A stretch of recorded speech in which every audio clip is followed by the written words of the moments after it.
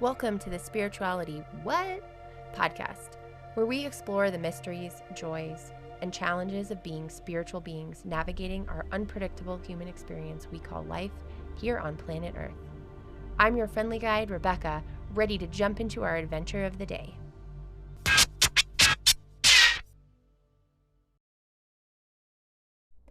Hello, and welcome back to the Spirituality What? Podcast.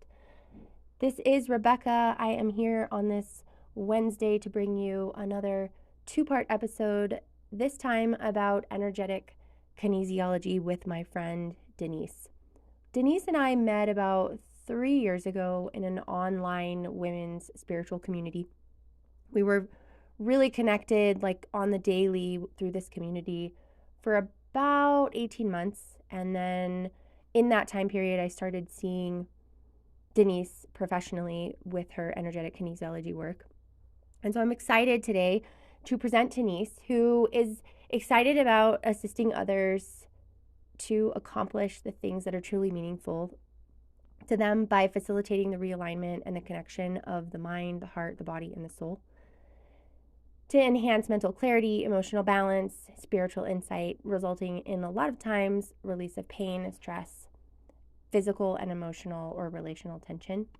Denise has educational background in the American College of NeuroEnergetic Kinesiology, the Sensory Dynamics Institute, Energetic Kinesiology Association, International Quantum University for Integrative Medicine, and certifications from the Empower Life Kinesiology and NeuroEnergetic Kinesiology Institute.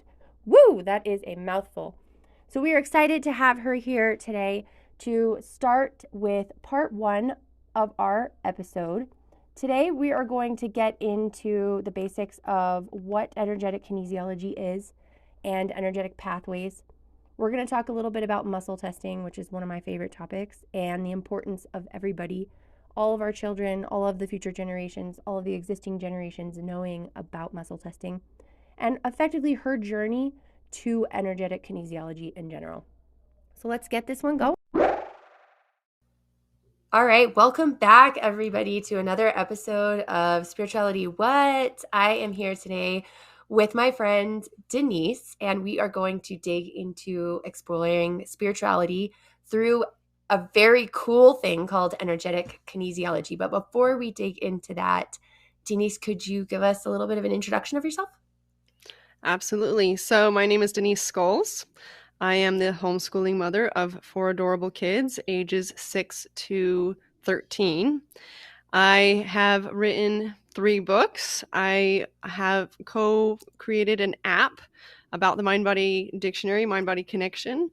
I'm an energetic kinesiologist where it's kind of like a mixture of acupuncture with chakras and meridians and neural pathways and all this amazing tools with muscle testing and different things to connect with what's going on inside people's heart and minds that's creating tension in their bodies and finding peace and alignment in that. And I've been doing that for, well, technically it's been well over 10 years, but in practice about 6 or 7. I adore it. I absolutely adore it. I've used it in my own life. Let's see. That pretty much covers a little round ball of various hats that I wear. Awesome. Well, we are very excited to have you on the podcast today. And I am going to start with today the first question that I ask all of the interviewees on this podcast.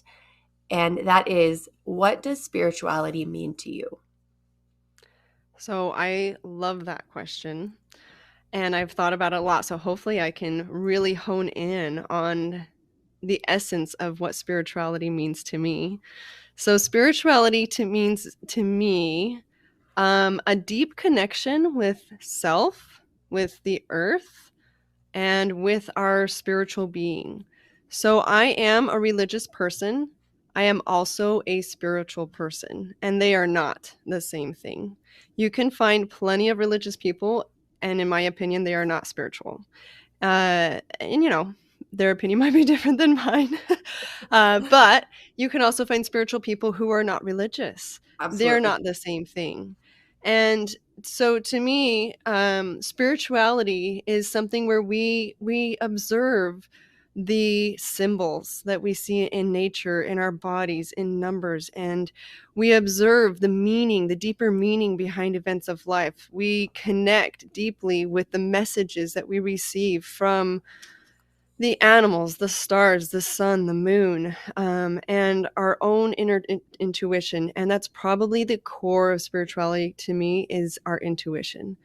Because when we connect Absolutely. into our intuition and we believe and we honor and we respect that deep intuition, then that will guide us through our spiritual experience in this human life. Absolutely. I hear you. And I love that you have a distinction here. And you mentioned that you are a religious person and a spiritual person, Mm-hmm. because we do talk about, in my kind of very first ruminating episode about the difference, that actually was just digging way too far into a Reddit last night about Uh-huh. spirituality and religion, and the difference there. And so I think that is really It important. It is important. It's a valid distinction. It would be amazing if all religious people were spiritual. It Hmm. would also be amazing if all people who are super into sports were also very spiritual, and Sure. people who are Yeah, totally.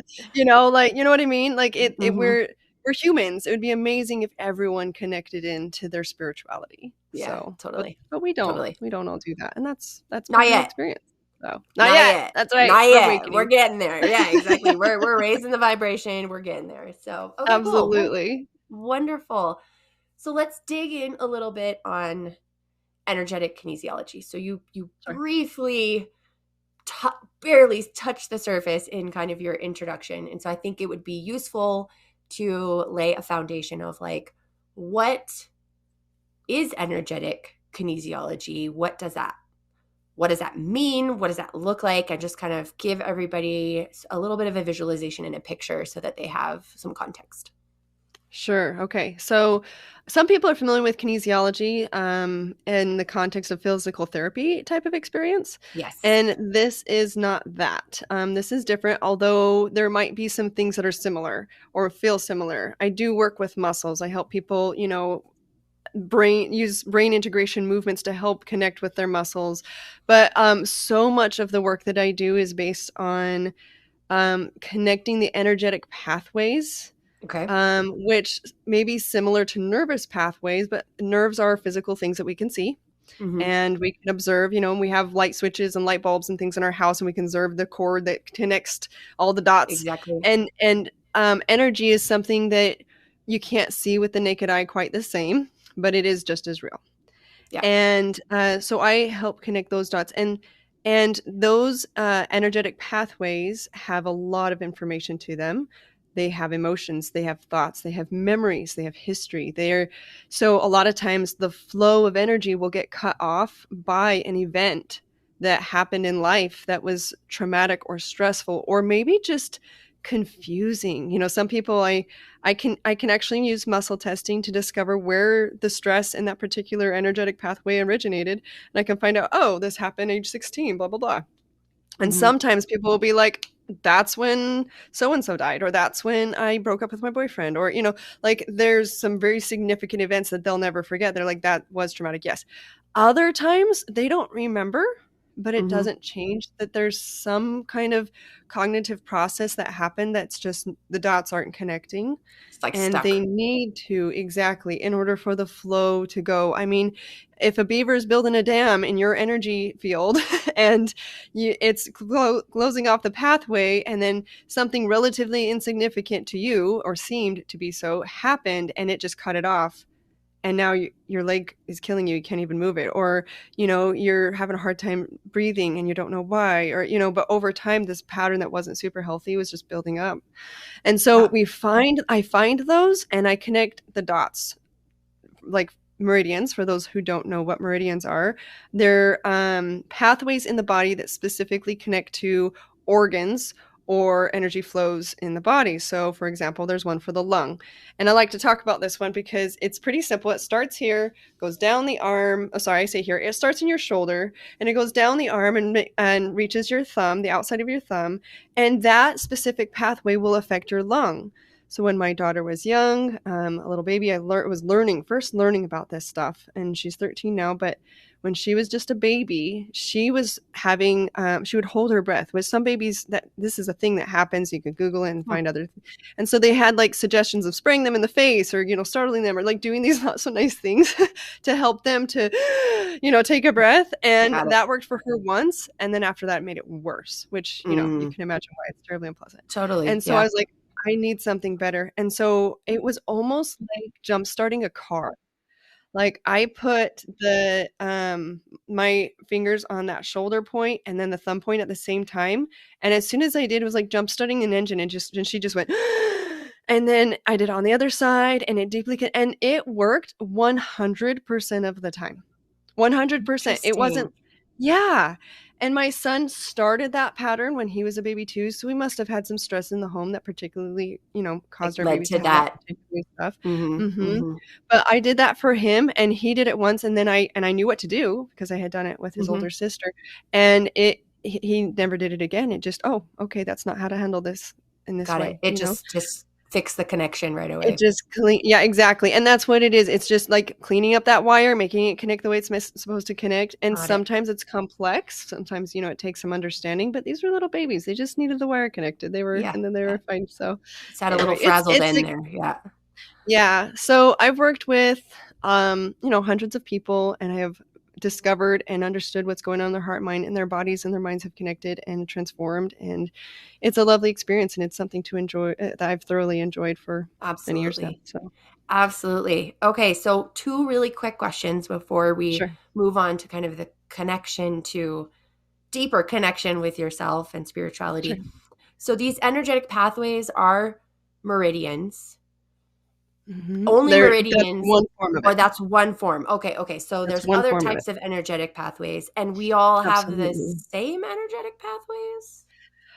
Just like we all have eyes and ears and noses and hands and feet and legs, we all have the same meridians. We all Generally. have the Okay, same okay. chakras. We all Yep. have the Okay. same pathways for emotions and things like that. So neurological pathways, the immune system, all these things, we have the structure to, function that. And obviously, the more that we align with our highest selves, I think the more similar but still personal it is, if that makes Okay. sense. Because I Yep. wanna say, they did an experiment with cats where they fed cats, like a horrible diet for cats, and for humans, but but a horrible diet, and then they fed cats like the ideal, and they noticed that all the cats developed this similar structure of this lioness look about them that was just beautiful and strong, and they had Mm, healthy babies, and all this kind of stuff. And when they were unhealthy, they became, kind of crooked and gotcha. wonky in all these different ways, structurally, and we're like that too in our energy field. And so the more complete and rounded our energy and whole and one our energy Mm, field is, the more it's like, oh, there's this structure that is gorgeous and whole and complete, whereas so many of us walk around fractured because of the mm. traumas of this Yeah. life that have really just broken us. And Yeah. so and that's what we're doing here, right, is we're talking about how we can create wholeness within ourselves and Exactly. heal those fractures and connect Exactly. and fine tune our awareness to what's going on at those levels, so that we can feed ourselves deeply and nourishingly, spiritually, and in other ways. Totally, totally. So there's a bit of a blueprint that you're working with, and Mm. everyone might be like Exactly. slightly a little bit different, but there's kind of an overall Mhm. blueprint Mhm. using these meridians and other pathways as well. Okay, so then you talked about muscle testing. Can you explain what muscle testing is?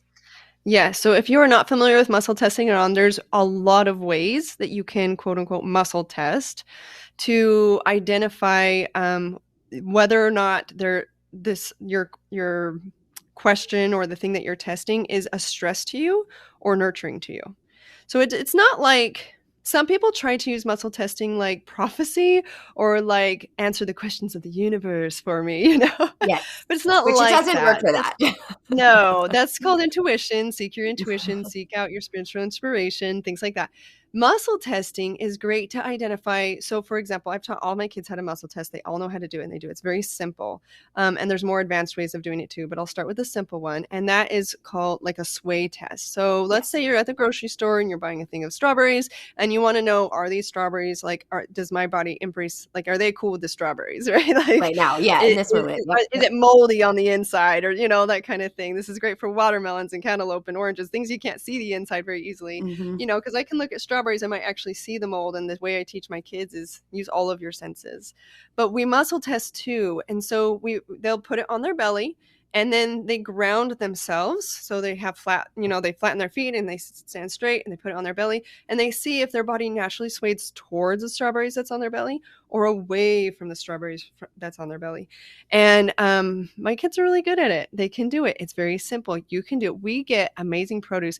In fact, the only times that we have gotten produce that we got brought home and was like, dang it, this isn't good, was when there was one time when I was just in a hurry and I just boom, boom, boom and got home. I was like, psh. And another time where my husband shopped. And I was like, you didn't muscle test, did you? And he was like, no, I just got it. I was like, can you please do that? Because we just wasted a bunch of money unless we want to like return stuff. So so it works very well. And it's kind of a nice tool.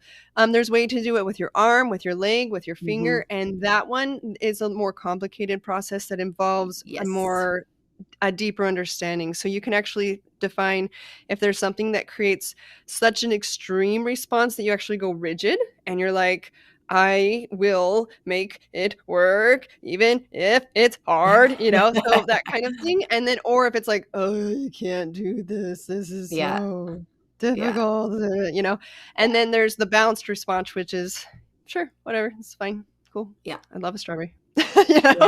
So, and that helps, especially when we delve into some of these more complex issues in our heart and our body and our mind that are sensitive. And sometimes we're just really pushing through hard things and our body is like, I'm stressed, but I'm going to make it happen because whatever. And then exactly, it's life. And then there's the times where we're at complete burnout. We can't even do it anymore. Yeah. And so if you can identify what stage you're at, whether you need to add more energy to it or if you actually need to relax the energy and balance it out a different way. So that's muscle testing, hopefully, in a nutshell. I just will add, like, I love muscle testing. I learned about muscle testing. Denise, so as I mentioned in the intro, Denise has worked on me a little bit and it's very cool. And I knew about it when she was doing it, but I really learned about muscle testing last year and how to kind of do it for myself. And from my perspective, it's that opportunity to let your intuition or let the truth be known without your brain getting in the way, right? So this way I use the sway test because it's the easiest and it's most reliable for me currently in my sort of state of practice as well. And it's really just like, okay, just forget whatever's going on in your head. Like just ask your body, ask your energy, ask your higher self, ask like whatever part of that you're asking, is this what I need right now in my life? Like, do I need these strawberries? Are they going to be good? Is this going to satisfy? Like I've done this for vitamins before. I literally spent like 20 minutes in the vitamin aisle being like, okay, which version of B12 do I need? I have no idea. I don't have time to sit down and do 2 hours of research on all the brands. So I'm just going to muscle test every single one of these and figure out which one I need.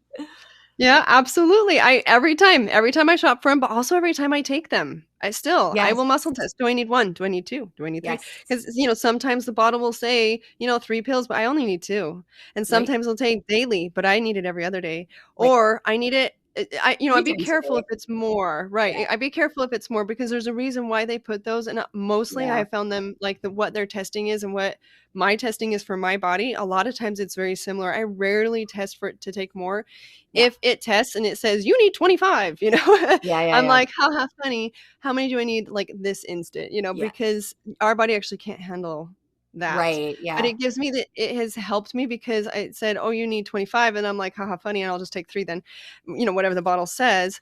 And then, but what I realized what it was saying is you need to do this every day. Like you need to keep up on this, Denise. And that was my body's way of saying, don't forget me.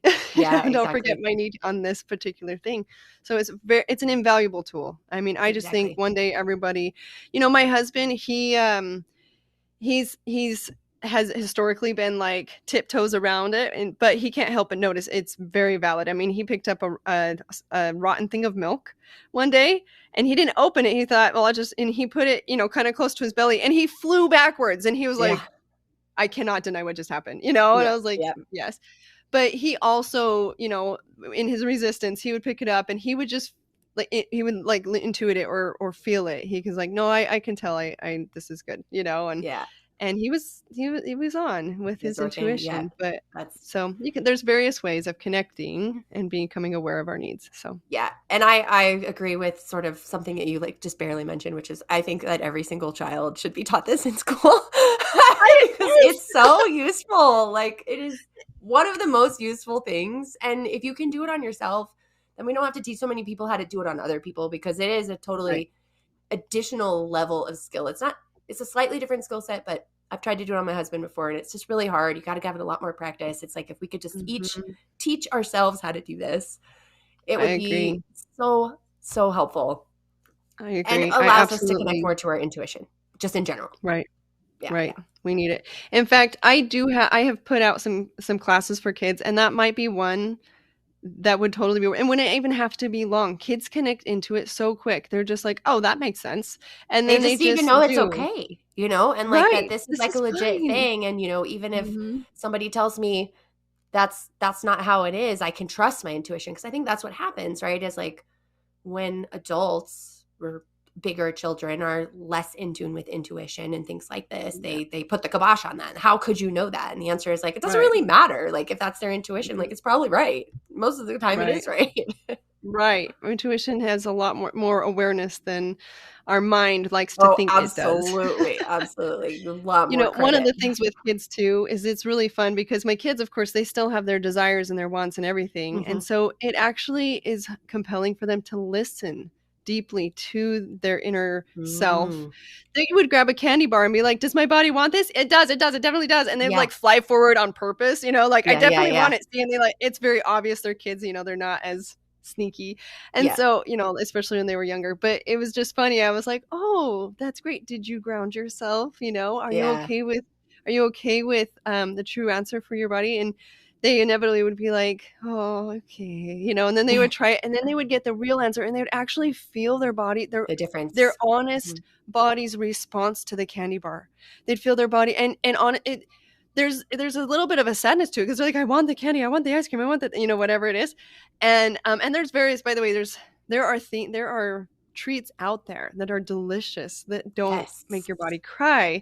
And I just had one today. Yes, exactly. Right. Yeah, they're out and there's more and more people helping to produce those that we can enjoy more of that. But there are things out there. And so when they felt their body's response, they couldn't help but connect and like almost feel that empathy for what they were doing to themselves. Whereas it's too easy to ignore when you're like stimulated in your taste buds and you're like, oh, this is great. But then on the back end, you're like, ow. And their gut was like, I really don't want that. So it's a beautiful way to help kids and adults connect and have empathy for their bodies or work through the rebellion or whatever level that they're dealing with at the time. So such an amazing level of self-awareness. Yes. And just listening, because I think the other part is like being self-aware, but then also like listening when that changes or when the decision changes and kind of your body's giving off like a different sign and paying attention. And it would change the world. It really my God. I love this. Yes. So we will start a class for children and we will get it into all the schools. No, I'm kidding. It's a little Amen. But like, I definitely will be teaching my kids about muscle testing for sure. Absolutely.